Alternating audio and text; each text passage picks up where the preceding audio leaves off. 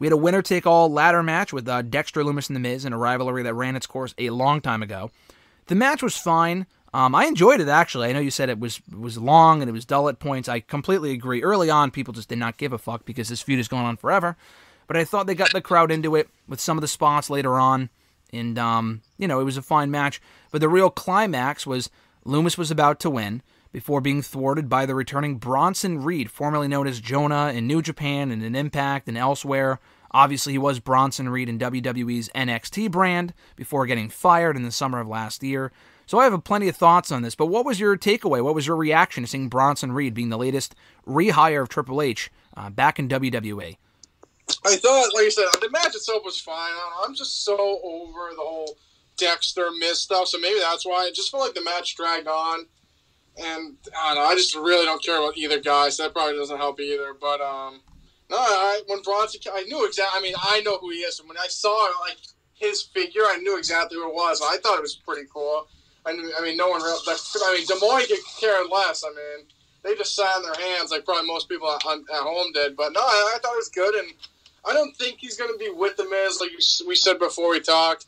They had an exclusive video on either Twitter or on their YouTube page, and it was basically it seemed like more of a bounty. Like he got the money from the Miz and went on his merry way. I don't think it's hopefully going to be him as the Miz's heavy, because I just don't need to see that.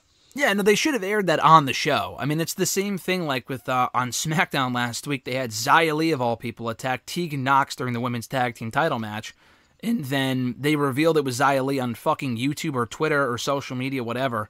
And then they acknowledged it on SmackDown, but it was so random. I'm like, what? So they've never done that before. I thought that was so weird. And this wasn't the same thing because it wasn't like a cliffhanger. I mean, it kind of was, but they showed him taking the money from Miz and then, like you said, going on his merry way, which I thought made perfect sense because Miz won all that money back and Bronson wanted a cut of it, so it made a lot of sense. I like that. They do not need to be aligned. They should not be aligned.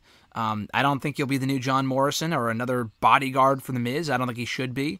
I don't think he'll be the new Ciampa. I mean, he's kind of filling that role now, I guess, but I hope he's not.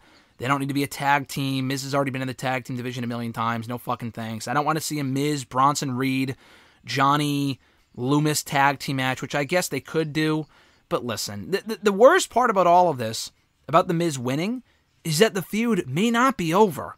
I find it hard to believe realistically would Loomis lose all that money and then just oh, okay, on to the next thing? Probably not. I would rather see him feud with Bronson Reed or do something with Bronson than continue on with The Miz. Because The Miz got his money back, who gives a shit? Who cares?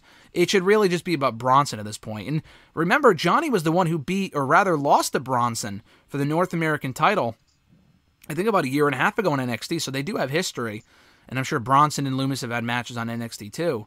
So you mentioned, to acknowledge what you said over text a couple days ago, I do agree that I think he would have gotten a bigger reaction if they weren't in Des Moines or whatever. If they were in Chicago, like you said, or whatever the fuck. If they weren't in Corpus Christi, Texas. But I still think people largely would not care because he's never been on the main roster. And I'm not criticizing you. I'm criticizing the overall feedback that I saw on Twitter because I didn't watch the show live. You didn't spoil this for me, but I did see something. Someone sent me a DM, and I never usually get DMs about Raw, but it indicated they were talking about Bronson. I'm like, oh fuck, what? I mean, I got that spoiled for me, unfortunately. But otherwise, I thought it was cool. I saw a lot of feedback online after the fact from people talking about it on, late Monday night. Oh, they didn't care. It's the latest Triple H return that no one gives a shit about. Who the fuck is this guy? Blah, blah, blah.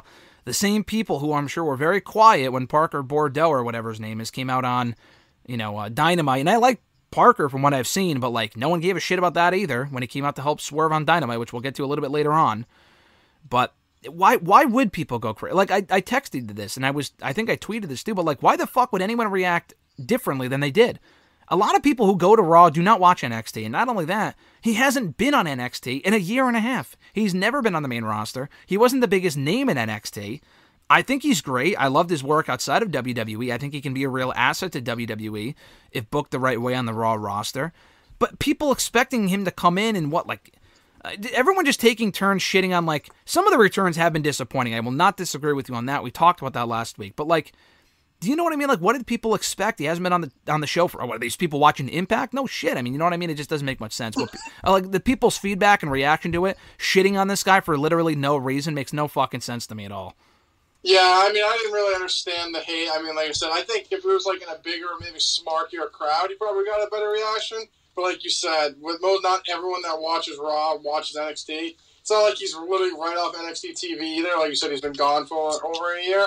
But I don't know, I feel like putting him in Des Moines definitely didn't help. I mean, they didn't really seem like the most smart crowd that they've ever gone to. So it is what it is. I didn't expect really a huge reaction anyways, but I think if you put it in a bigger city like a Brooklyn or Boston or Chicago, like they put that in Chicago, would have got a way bigger reaction than what he did in Des Moines. So yeah, not that that's a really big deal, but I mean people are shitting on it. But I mean, like you said, it wasn't like he was the biggest high they've ever had either. So it is what it is. I don't know. I feel like you said, people just want to shit on it, just shit on it. But I think if he could be one of the better rehires they have. I think so. Like, listen, I watched his entire NXT run. I saw his work in Impact. I saw his work in New Japan. Will he be WWE World Champion? Probably not. It doesn't even really matter. And it goes back to what I was saying earlier to you before we hit live here, that I think a lot of people are forgetting, with a lot of the people that Triple H has brought back, you do want to bring back difference makers. I mean, to me, someone that could be a difference maker, two people that could be difference makers and be real stars for them are LA Knight and Santos Escobar. Now, those two aren't two people that were brought back to the company. Like, people are only really focusing on the returns. A lot of the returns are so they can fill a role. Bray Wyatt is very over. He's going to be main eventer as he was before he left, as was Braun Strowman. The rest of the people either can be in time, like a Gargano, or are there to fill a mid-card or undercard role. Dexter Lumis is not coming in to be world champion. No shit. No one wants to see him in that role anyway. But doing the comedy stuff, as long as it's not dragged out for another 6 months, and I'm perfectly fine with that, you know? But like Escobar and Knight, people forget about them. He took LA Knight, saved his career. Knight probably would have been fired as Max Dupree if Triple H didn't turn him into the NXT character that he was previously. Escobar and Legado probably would have never been called up under Vince McMahon. So Triple H is saving people's careers here. People like Sarah Logan is not going to come in and be a champion. I don't give a shit about Sarah Logan, but she works well as a manager for the Viking Raiders, adds a new element to their act. That's perfect. Bronson Reed is a guy, in 6 months, could be underwhelming, sure, but I think he can come in and be maybe a mid-card champion as a solo badass. Like I said, should not be aligned with The Miz. He can come in, wreck shit, and, he's a very agile, big man. It's not like he can't fucking move. He's not like Omos. They need more people like Bronson Reed, who's a big guy, but he can also fucking wrestle and have good matches with pretty much anyone on the roster. So, I'm a fan of this move. People shitting on it, saying, oh, it's another person no one cares about. No, why? He's been gone for 2 years. Not that anyone would care. I'm not going to sit here and say, oh, he beat Okada. You should care. Like, no one, most WWE fans will not care about that, which I understand. But I don't know. I just feel like it's a good hire, and I think he can go far if given the right opportunity. Would you agree?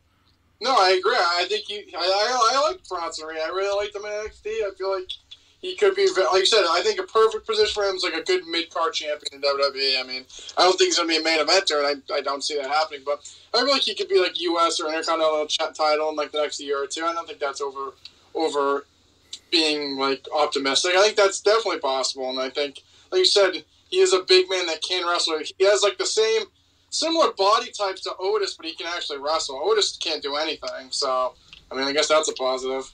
Yeah, I think Otis is fine, but I understand your take on it. I mean, yeah, Otis is just bigger and can't move around as well as Bronson Reed can. I'll tell you that much. So, yeah, no, I think he'll do perfectly fine.